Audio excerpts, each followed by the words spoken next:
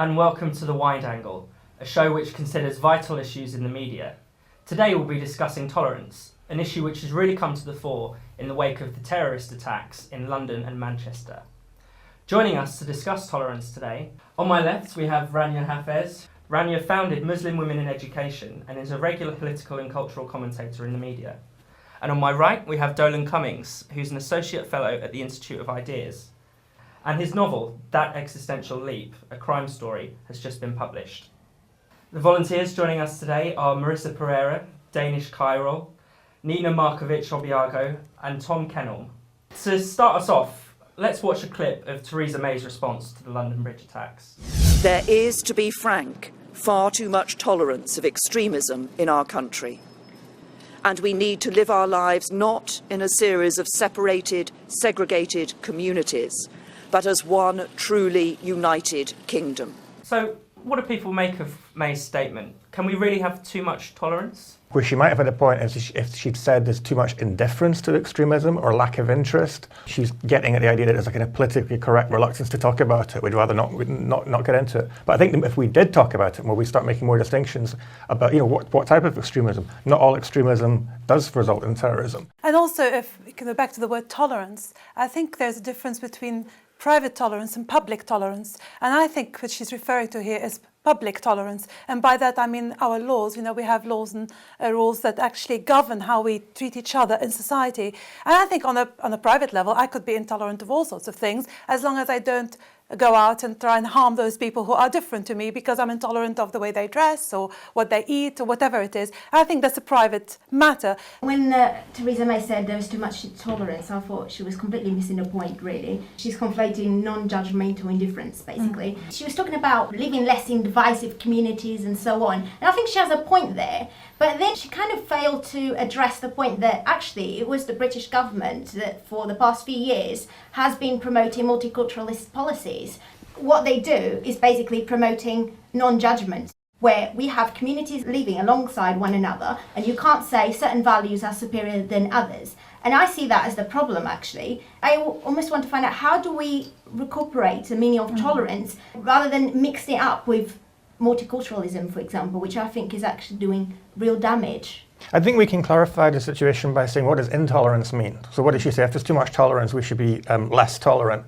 I think the problem is that Theresa May's approach is when someone says extreme things, they should be basically locked up or monitored. I mean, that's the kind of prevent strategy. So it's not actually confronting it at all. It's doing something about it by shutting it down. So you've got university teachers being encouraged to listen out for people who've got extreme views.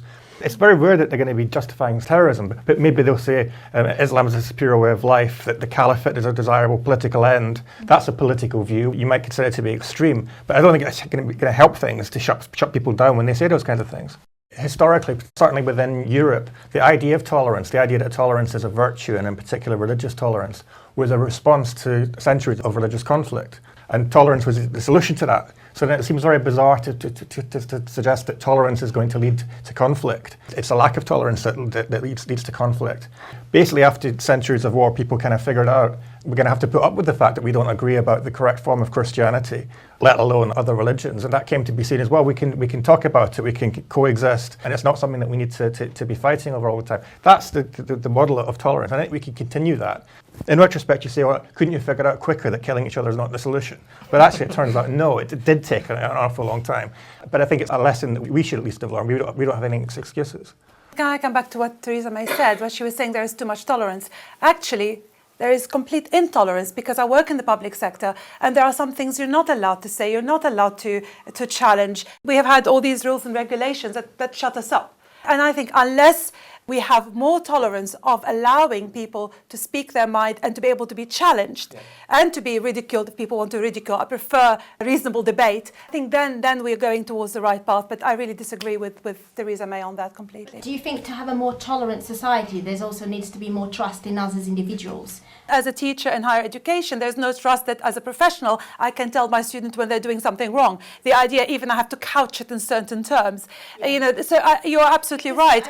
Theresa May's speech was completely about we have to be a united kingdom. It's almost like it's obligatory that everyone has to agree on everything. That's not the basis for democracy. It's not the basis for tolerance. We need more debate. We need to address the fact that we are a divided society, but we also need to recognise that that division isn't necessarily a bad thing if it allows us to work out our problems. To be fair, though, she is consistent because she says she's against tolerance. So let's have a look at a clip from the BBC debate discussing Islam and Islamism. What politicians need to do is at least have the courage to name what it is. It's Islamist extremism. It's Islamist extremism. But nobody seems. Hang on, let him have his. Tim, you've just had a diatribe, so let's crack on. It's your turn for diatribe. It's Islamist extremism. Nobody seems to have the courage to say what it is. I remember the question was about terrorism and extremism, and you notice that UKIP went straight for Muslims. Yeah. We remember it wasn't, it's my time to speak, not my time to speak. It wasn't a Muslim who shot Joe Cox. No.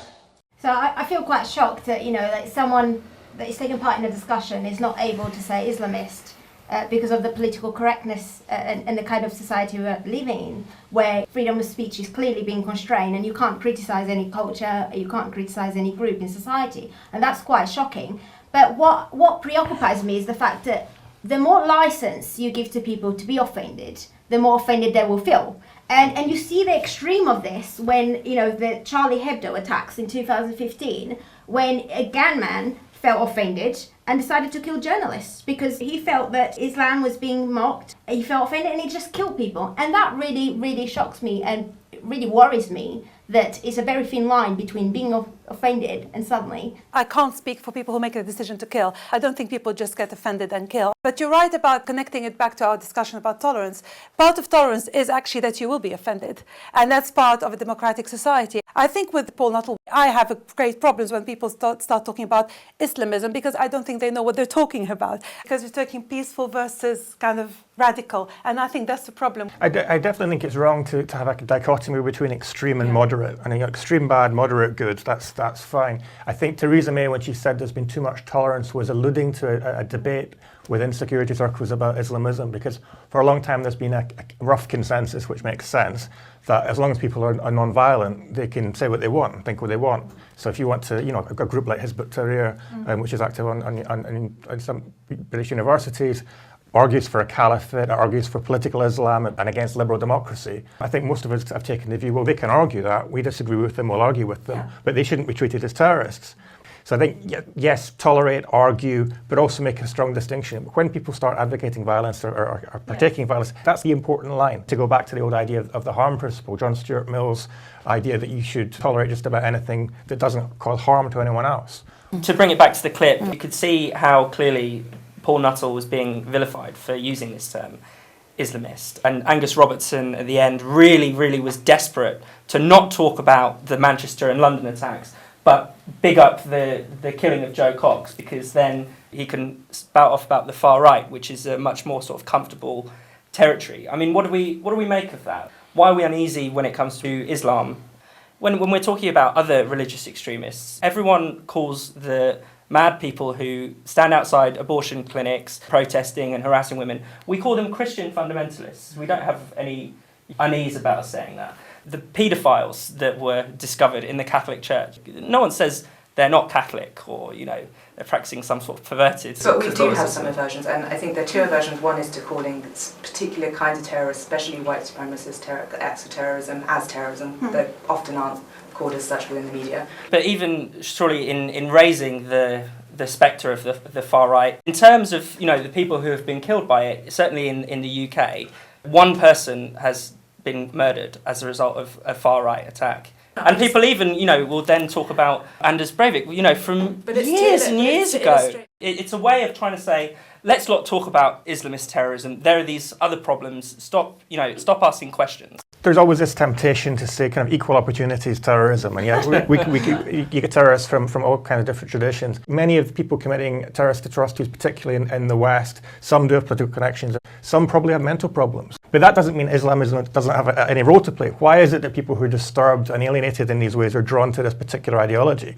We need to ask that, and we need to be able to confront it. If you use the term extremism and extremist violence, that in Britain in 2017 we talk about Islamists because that's the predominant predominant form of it. We could clarify what we mean by that and not use the term sloppily. But I do think this spectre of Islamophobia is unhelpful. That's not to say that there's no such thing as anti-Muslim bigotry. There are people who hate Muslims because of their religion.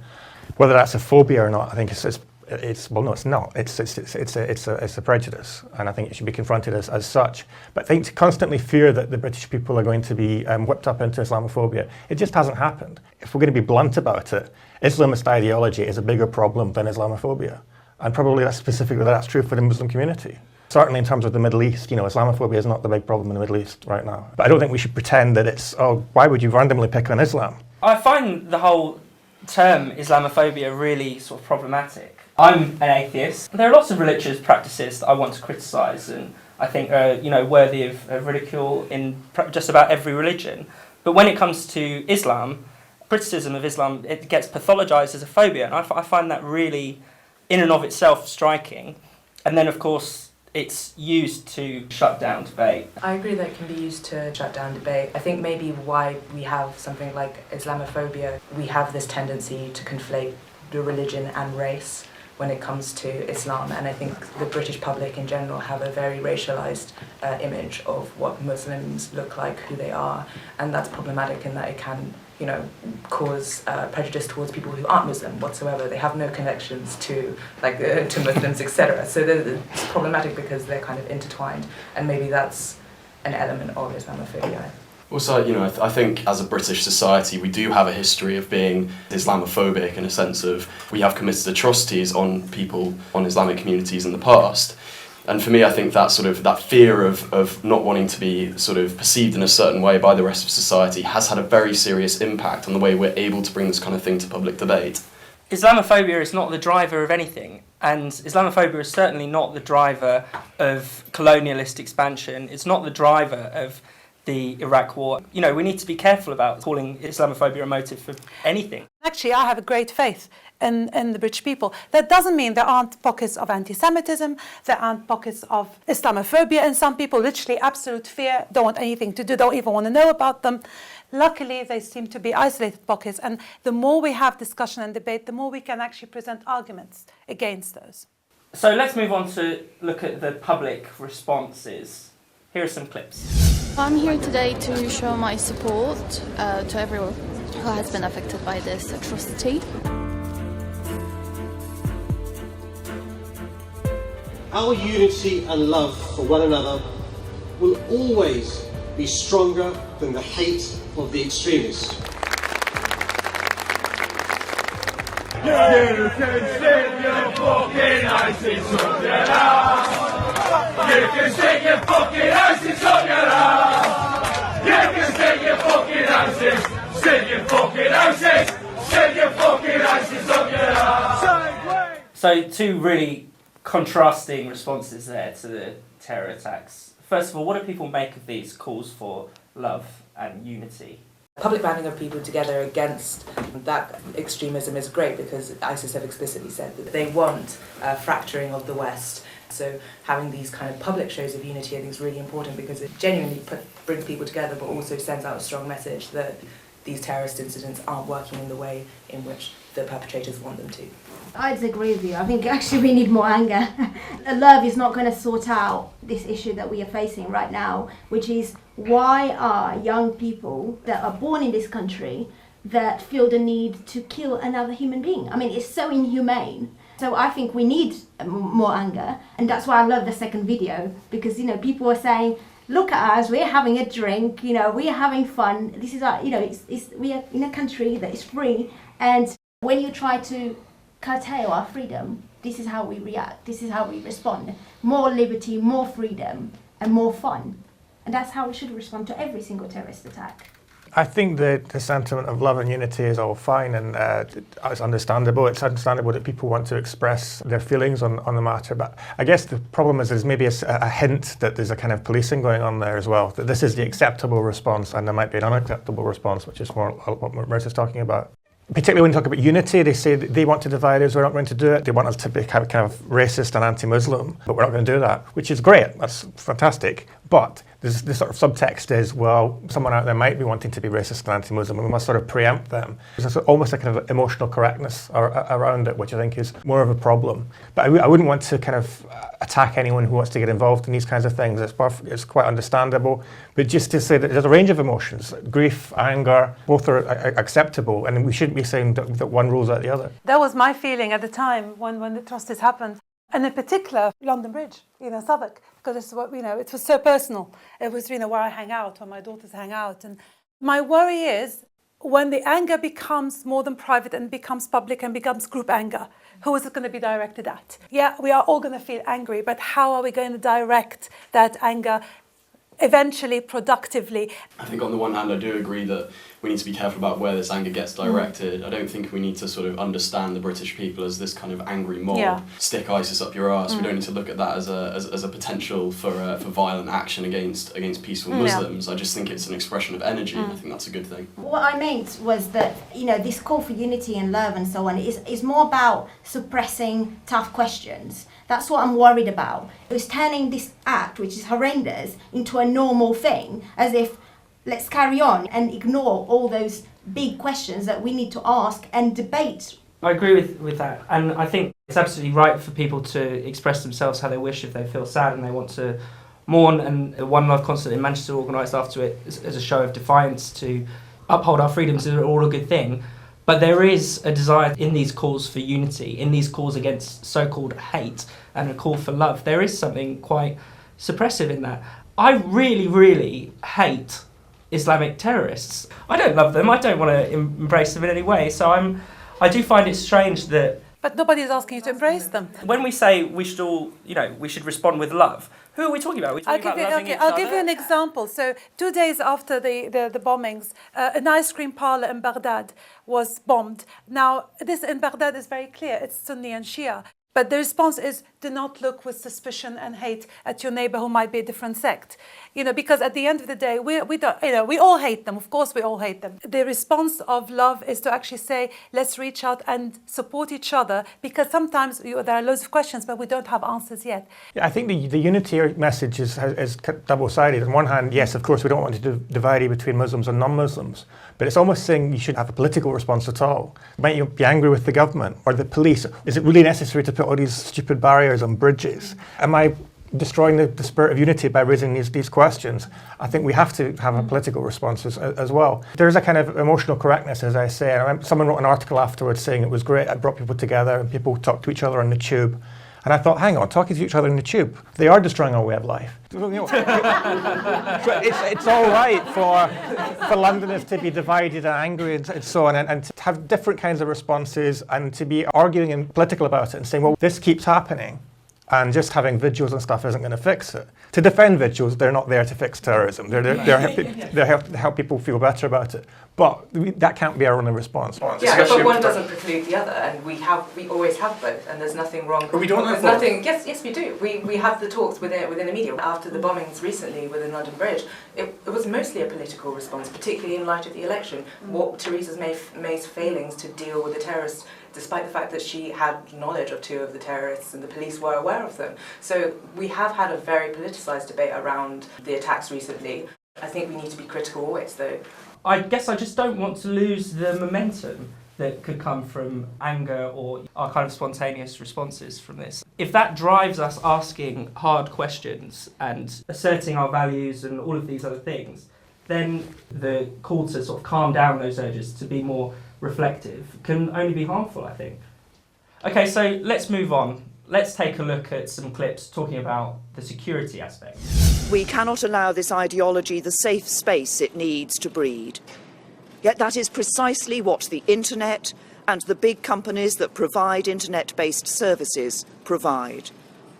We need to work with allied democratic governments to reach international agreements that regulate cyberspace. The area that I'm most concerned about is the internet companies who are continuing to publish the hate publications, the hate material that is contributing to radicalising people in this country.